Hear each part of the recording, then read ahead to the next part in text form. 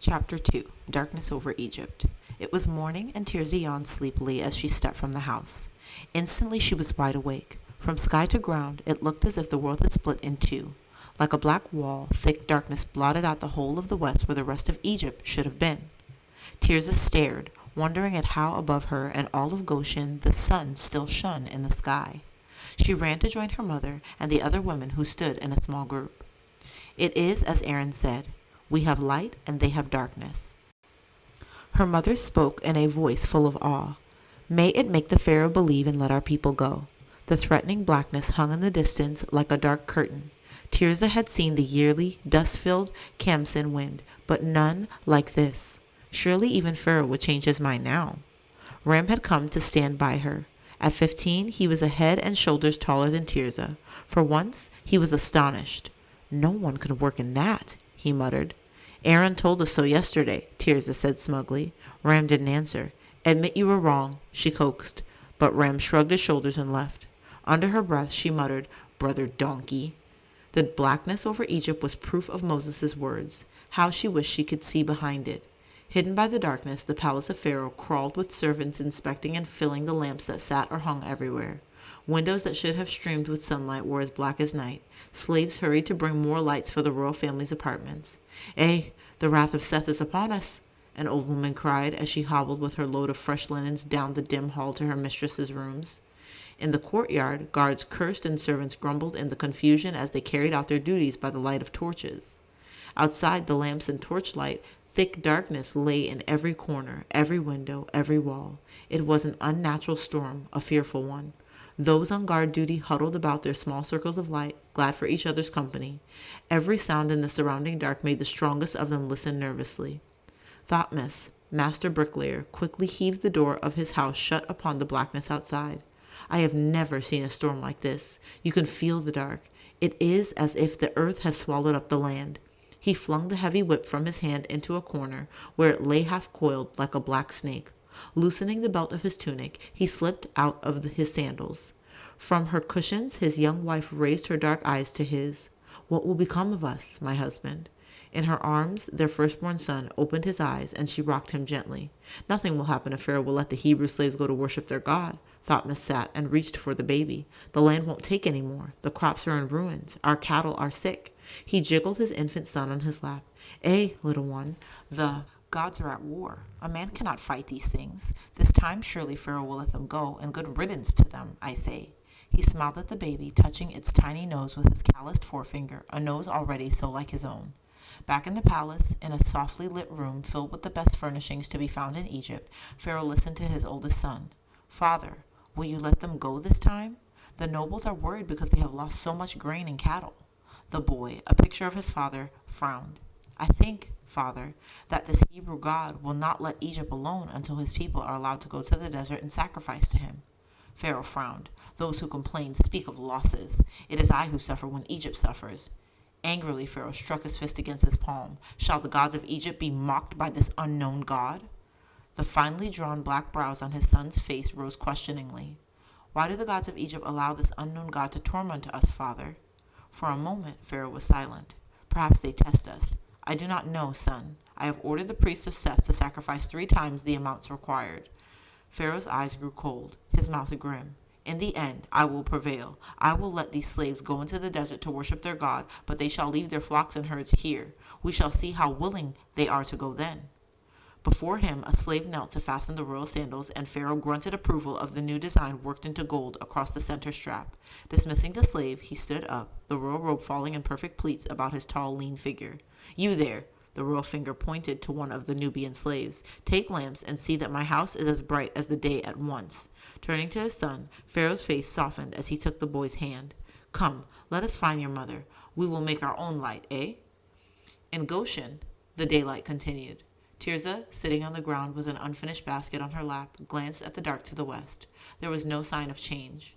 As she reached for another reed, 2 soft hands covered her eyes from behind. An unmistakable voice said, "Guess who?" Laughing, Abihail flung herself down beside Tirzah.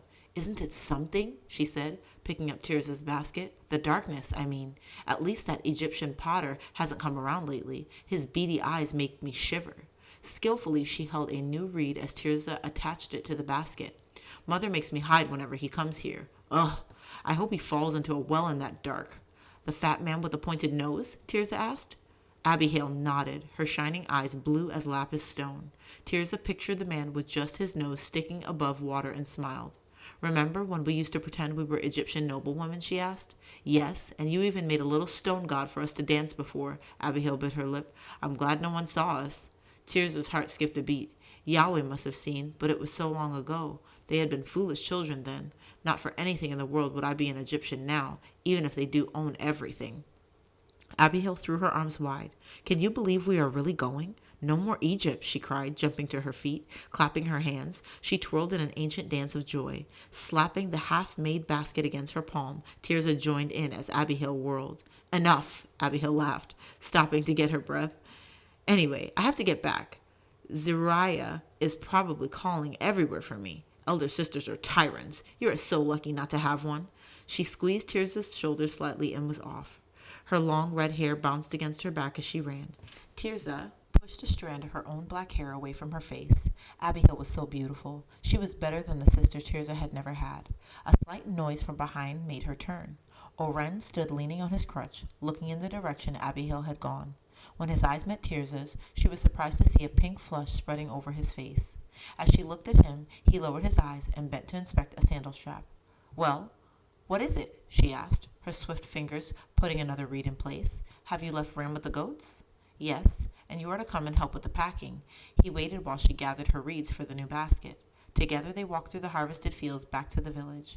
Piles of hides, baskets, tents, and rugs lay everywhere. Small children ran and tumbled between and over bundles.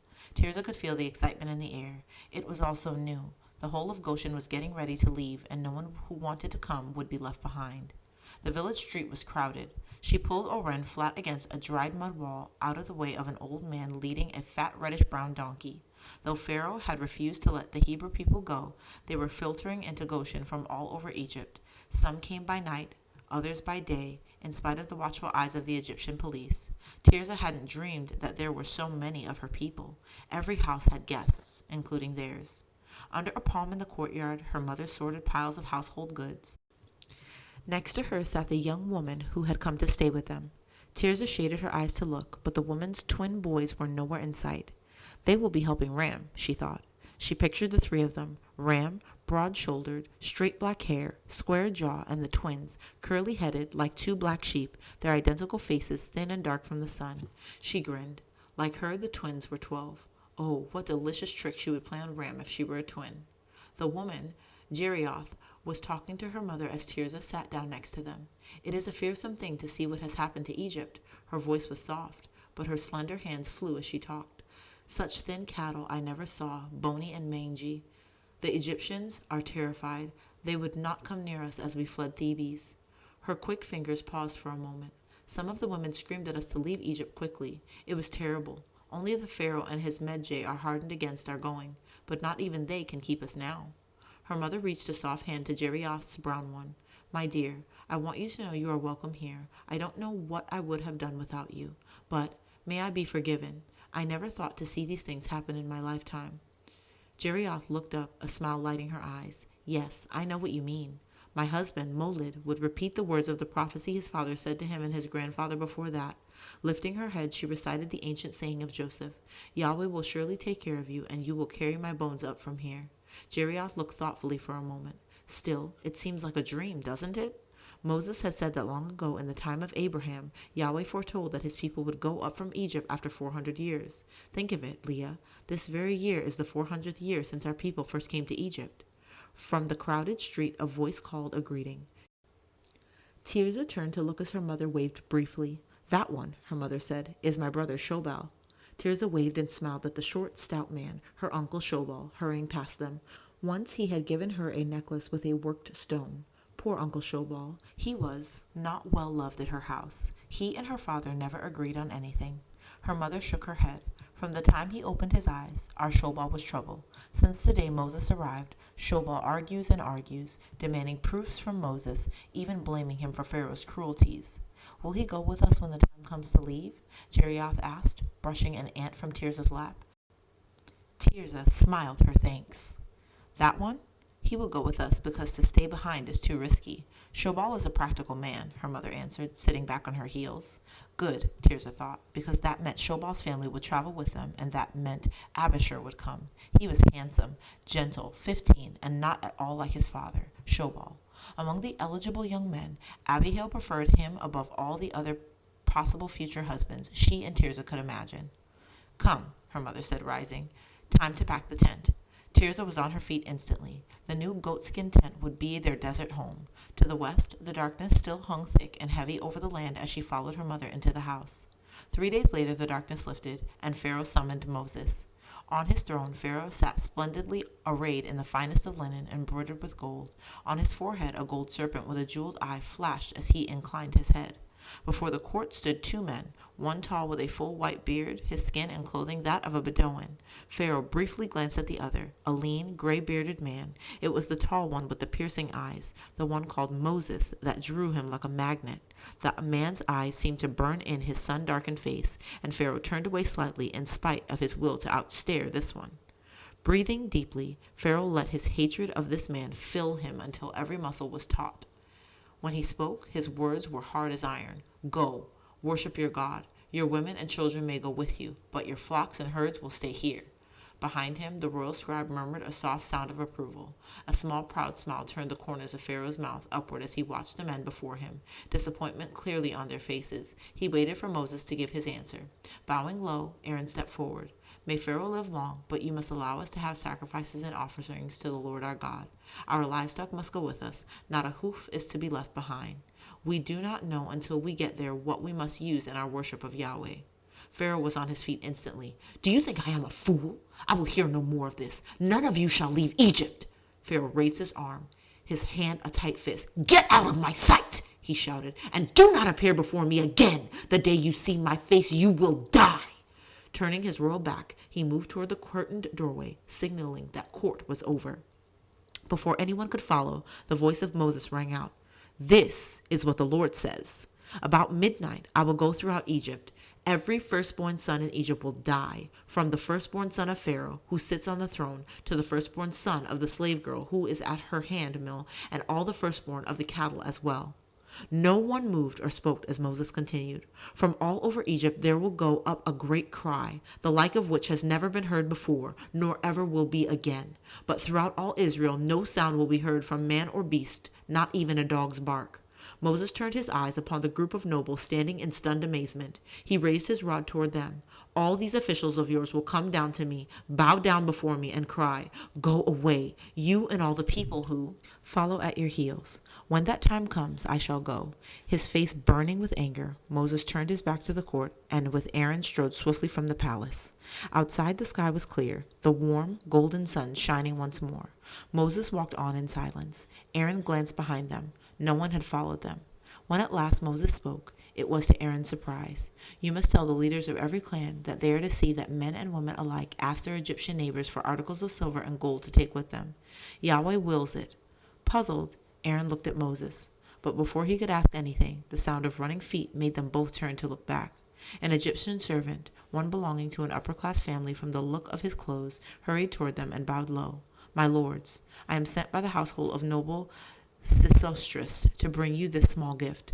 The man had out a box of carved wood and opened its lid for them. Inside the box were full gold ibises, each tiny bird perfect. Aaron took the box in his large hands. You must thank your master for us, Moses said. As they went on, Moses murmured softly, What do you think, Aaron? Could these gold ibises be the wages of some Hebrew slave for a lifetime of slavery?